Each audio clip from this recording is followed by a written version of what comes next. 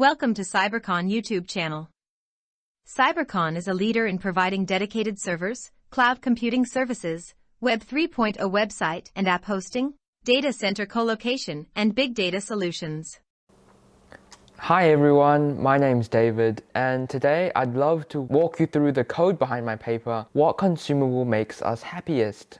You know, I've always been fascinated by the old English saying, you are what you eat. And my paper basically tries to back this up using data science.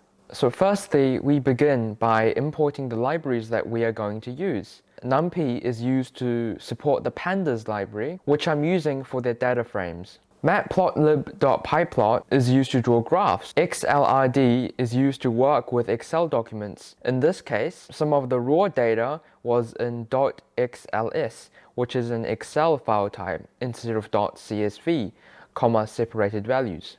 And finally, Skippy or SciPy is used to automatically do a linear regression analysis. When you try to print large data frames, unless you have this line of code, then the entire data frame will not be shown in console. I made what I called a happiness function. This essentially takes two inputs, a year and a file name. So the Excel file from the World Happiness Report is first converted to a data frame, and then the columns, country name and letter score, are extracted. From there, the columns are renamed and the year of the data is added if not present.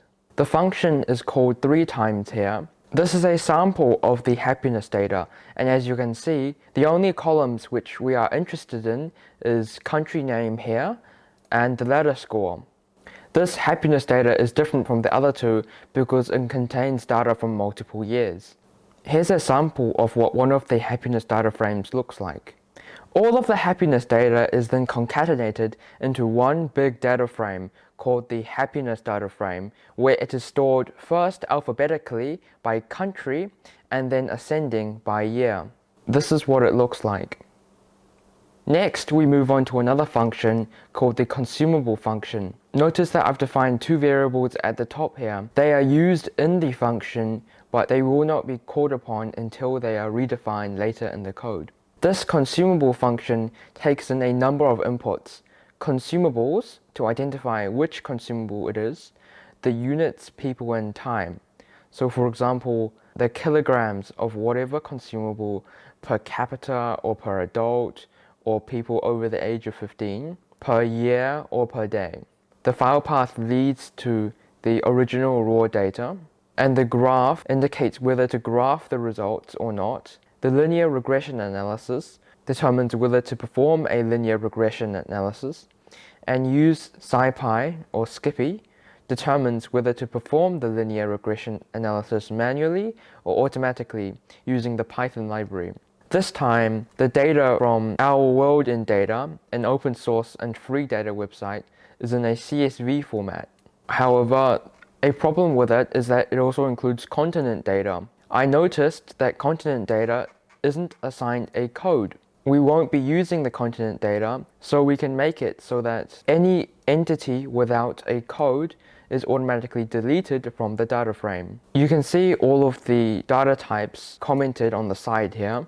The code can be improved by adding checks to check for the correct data type, but it assumes for now that the inputs are of the correct type. If consumables is a string, it indicates that the CSV file only contains one type of consumable. But if it's a list, it indicates that the CSV file contains many consumables. I changed all of the column names to include the units, people, and time. For example, with chocolate, it's the kilograms of chocolate consumed per capita per year. This is an example of what a consumable data frame looks like. You've got the country here, the year here, and then the kilograms of chocolate consumed per capita per year. Next, I merged the consumable data frame with the happiness data frame, which looks like this. As you can see, there's the country, the happiness rating, the year, and also the unit of the consumable consumed per people per time. From there, I could work out the Pearson correlation, which is a number between -1 and 1 that indicates how closely correlated two datasets are. -1 meaning 100% inversely correlated, 0 meaning no correlation whatsoever, and 1 meaning 100% correlation between the consumable data and the happiness data. Each consumable was a key in a dictionary with a corresponding Pearson correlation value. Now we can produce a bar chart of the different Pearson correlation values. This section of code essentially sorts the keys and the values in descending order and plots a graph with the bar representing the highest Pearson correlation in purple instead of magenta. Here is the Pearson correlation data frame. For example, the amount of meat that a country consumes is almost 0.75 correlated with the happiness of a country. This is the bar chart of the Pearson correlations between consumables and happiness. As you can see, I discovered that the more meat a country consumes, the happier it is. I went into more conclusions in my paper, which is in the description below. I wanted to do a linear regression analysis using the equation y equals a plus b times x. So I first graphed a scatter plot to try and gauge the correlation between the two. As you can see, the trend is pretty obvious. I used a formula to manually find values for the y-intercept and the gradient, and I even calculated some error values, such as looking at the residual sum, which in a perfect world should be as close to 0 as possible. I'm quite close.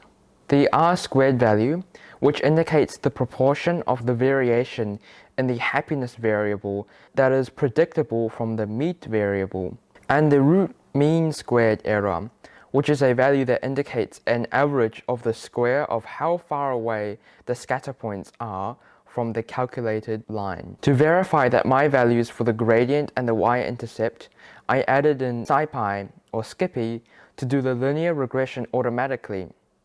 As you can see, there is a substantial decrease in the lines of code required. Skippy or SciPy is also able to return the standard error and the R value. These are my values that I calculated manually, and these are the values calculated by Skippy or SciPy. Finally, we can plot the lines, and there we are.